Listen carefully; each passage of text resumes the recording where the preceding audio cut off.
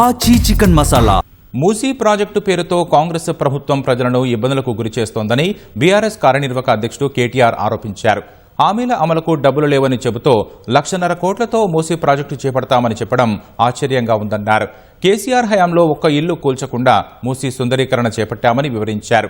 మూసీ అభివృద్ధికి బీఆర్ఎస్ వ్యతిరేకం కాదని, ప్రాజెక్టు పేరుతో జరుగుతున్న దోపిడీకి మాత్రమే వ్యతిరేకమని కేటీఆర్ స్పష్టం చేశారు. ప్రజలను ఇబ్బంది పెట్టేలా ఇళ్లు కూల్చితే గులాబీ పార్టీ అడ్డుకుంటుందని తేల్చి చెప్పారు. మూసీ అభివృద్ధిపై రంగారెడ్డి జిల్లా రాజేంద్రనగర్ నియోజకవర్గం హిమాయత్ సాగర్లో బీఆర్ఎస్ కార్యనిర్వాహక అధ్యక్షుడు కేటీఆర్ ప్రజెంటేషన్ ఇచ్చారు. Power point versus public point పేరిట జరిగిన కార్యక్రమంలో మాజీ మంత్రి సబితా ఇంద్రారెడ్డి, ఎమ్మెల్యేలు కేపీ వివేకానంద గౌడ్, లక్ష్మారెడ్డి, ఎమ్మెల్సీ సంబీపూర్ రాజు, ఆర్ఎస్ ప్రవీణ్ కుమార్, కార్తీక్ రెడ్డితో పాటు మూసీ ప్రాజెక్టు బాధితులు హాజరయ్యారు. ప్రభుత్వం తమతో కనీసం చర్చించకుండా ఏకపక్షంగా నోటీసులిచ్చిందని మూసీ బాధితులు ఆక్షేపించారు. హామీలు, ఇతర పనులకు డబ్బులు లేవు కానీ 1,50,000 కోట్లతో మూసీ చేపడతారా అని కేటీఆర్ తప్పుపట్టారు. 2016లో మూసీ అభివృద్ధి కార్పొరేషన్ ఏర్పాటు చేశామని, అభివృద్ధి పనులు చేపట్టామని, కానీ ఒక్క ఇల్లు బీఆర్ఎస్ హయాంలో కోల్చలేదని తేల్చి చెప్పారు. కేసీఆర్ గారు నిర్మాణం గురించి మాట్లాడితే రేవంత్ రెడ్డి గారు మాత్రం మొత్తం విధ్వంసం గురించి మాట్లాడినారు. మూసీలో ఎట్లెట్లా ఎవరెవరిని ముంచుతా, ఎన్ని ఇల్లు గులగొడతా, రేవంత్ రెడ్డి గారిని కూడా నేను అడుగుతున్నా. అయ్యా 2.5 ఏళ్లలో హైదరాబాద్ లో గానీ, హైదరాబాద్ చుట్టూ గానీ, జీహెచ్ఎంసీలో గానీ, ఇవాళ ఓఆర్ఆర్ లోపల గానీ కొత్తగా ఒక్క ఇల్లు కట్టినవా నువ్వు ప్రభుత్వం తరపున? ఒక్క ఇల్లు, ఒక్క ఇటుక పెట్టినవా? ఒక కొత్త ఫ్లైఓవర్ కట్టినవా?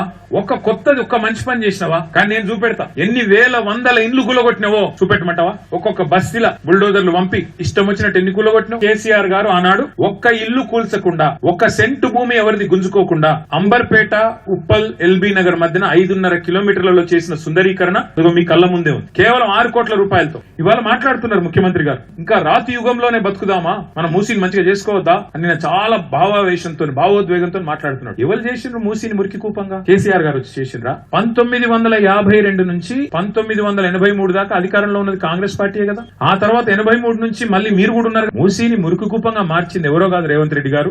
ప్రస్తుతం మీరున్న పార్టీనే మూసీని మురికి కూపంగా మార్చిందనే మాట వారికి గుర్తు చేస్తా ఉన్నాయి. ఆ పాపాన్ని ముందు కడుక్కోండి. ముఖ్యమంత్రి గారు, కాంగ్రెస్ పార్టీ చెంపదెబ్బలేసుకుని ముందు ముక్కు నేలకు రాసి క్షమాపణ చెప్పాల్సింది మీరు. 2,000 కిలోమీటర్ల మేర ఉండే గంగానదికి 40,000 కోట్లయితే 55 కిలోమీటర్ల ఉన్న మూసీకి 1,50,000 కోట్లు ఎందుకని కేటీఆర్ ప్రశ్నించారు. బీఆర్ఎస్ హయాంలో మూసీ అభివృద్ధికి ఏమేం పనులు చేశారో గణాంకాలతో సహా కేటీఆర్ వివరించారు. తాము మానవత్వ కోణంలో పనిచేశామని కేటీఆర్ పేర్కొన్నారు. 3,866 కోట్ల రూపాయలతో 32 ఎస్టీపీల నిర్మాణానికి శ్రీకారం చుట్టింది కేసీఆర్ గారి ప్రభుత్వం. 31 ఎస్టీపీల నిర్మాణం కూడా కేసీఆర్ గారే పూర్తి చేశారు. వరద నీటి ముప్పు లేకుండా SNDP అని స్ట్రాటజిక్ నాలా డెవలప్మెంట్ ప్రోగ్రామ్ అని ప్రారంభించారు. దాదాపు 1,000 కోట్ల రూపాయలతో 60 పనులు పూర్తి చేశారు. 545 కోట్ల రూపాయలతో చెక్ డ్యామ్ కమ్ బ్రిడ్జ్, అట్లా మరొక 15 బ్రిడ్జిలు మనం మంజూరు చేయడం జరిగింది. కట్టిన ఇల్లు పెట్టిన పొయ్యి తరికల వీళ్ళకి అప్పచెప్పి మేము దిగిపోయినాం. నెత్తి మీద కుండ పెట్టినట్టు కొండపోచమ్మ సాగర్ దగ్గర నీళ్లు తెచ్చినాం, STPలు కట్టినాం. ఇప్పుడు రేవంత్ రెడ్డి చేసుడల్లా రిబ్బన్లు కటింగ్ చేయాలి తప్ప ఆయన చేసేదేమి ఇల్లు కొట్టే అవసరం లేదు. మేము తీసుకున్నది మానవీయమైన ఆలోచన. మా ఆలోచన మూసీ మీద ఇది. 2013 చట్టం ప్రకారం, భూసేకరణ చట్టం ప్రకారం నిర్వాసితులకు ఎంత ఇవ్వాలి కాంపెన్సేషన్, కనీసం మీకు అవగాహన ఉందా మీ ప్రభుత్వానికి? ఉత్త TDRలు ఇచ్చి చేలు దులుపుకుంటే అయిపోతుంది అనుకుంటున్నారా? మూసీ సుందరీకరణకు తాము వ్యతిరేకం కాదని, దోపిడీకి వ్యతిరేకమని కేటీఆర్ చెప్పారు. జనం అభివృద్ధి నమూనా కోరుకుంటుంటే ప్రభుత్వం విధ్వంసం నమూనాతో ముందుకొస్తోందని ఆక్షేపించారు. బఫర్ జోన్లు కేవలం పేదలకు మాత్రమేనా, పెద్దలకు ఉండవా అని నిలదీశారు. సీఎం, మంత్రులకు వర్తించని చట్టాలు సామాన్యులకు ఎలా ఆపాదిస్తారని కేటీఆర్ నిలదీశారు. రేవంత్ రెడ్డి పేరు ఉన్న ఇల్లు కొడంగల్లో చెరువులో ఉన్నమాట వాస్తవమా కాదా, FTL లో ఉన్నమాట వాస్తవమా కాదా చెప్పాలని చెప్పి నేను ప్రభుత్వాన్ని డిమాండ్ చేస్తా ఉన్నా. రేవంత్ రెడ్డి గారి సొంత సోదరుడు యనుమల తిరుపతి రెడ్డి, ఆయన ఇల్లు ఈరోజు దుర్గం చెరువు FTL లో ఉంది. ఈ పక్కనే ఉన్నాయి పొంగులేటి శ్రీనివాస్ రెడ్డి ఇల్లు. చెరువు ఎక్కడుంది, ఆయన ఇల్లు ఎక్కడ చూసొద్దామా? ఇంకా వివేక్ వెంకట స్వామి గారి ఇల్లు కూడా ఇల్లనే ఉంది చెరువులో. KVP రామచంద్రరావు ఇల్లు గిల్లనే ఉంది. వీళ్ళెవ్వరు కూడా పేదవాళ్ళు కాదు, అని వాళ్ళ ఇల్లు మాత్రం ఏ అధికారి ముట్టాడు, వాళ్ళకి ఏ బఫర్ జోన్ ఉండదు, ఏ FTL వర్తించదు. ప్రజల్ని డిస్ప్లేస్ చేయకు, డోంట్ రిమూవ్ ద పీపుల్. చేస్తే మేము చేతులు ముడుచుకొని కూర్చోము, ఖచ్చితంగా నిన్ను అడ్డుకుంటాం. పేదల ఇళ్లు కూల్చుతామంటే చూస్తూ ఊరుకోబోమని, అడ్డుకుని తీరతామని కేటీఆర్ స్పష్టం చేశారు.